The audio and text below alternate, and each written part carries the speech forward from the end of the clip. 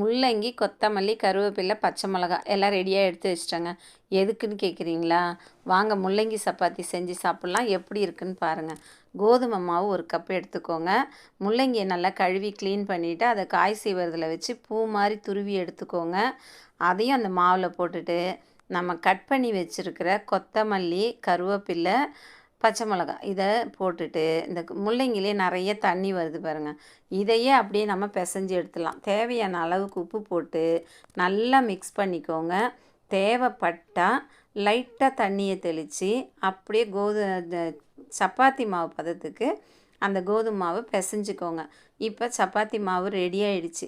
இதில் லைட்டாக மேல் மாவு போட்டு சப்பாத்தியை ரெடி பண்ணி அப்படியே தவாவில் போட வேண்டியது தான்.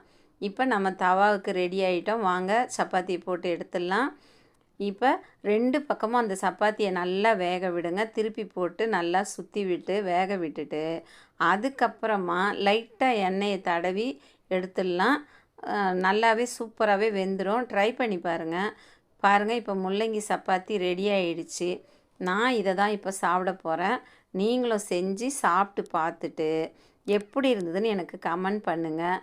வேறு ஏதாவது சைட் டிஷ் வேணும்னாங்களும் நீங்கள் ரெடி பண்ணிவிட்டு சாப்பிட்லாம். நான் வெறும் இந்த சப்பாத்தியை தான் சாப்பிட போகிறேன். சூப்பராகவே இருந்தது. அக்கறையோட அன்பையும் கலந்து சமைங்க. ஆரோக்கியமாக இருங்க.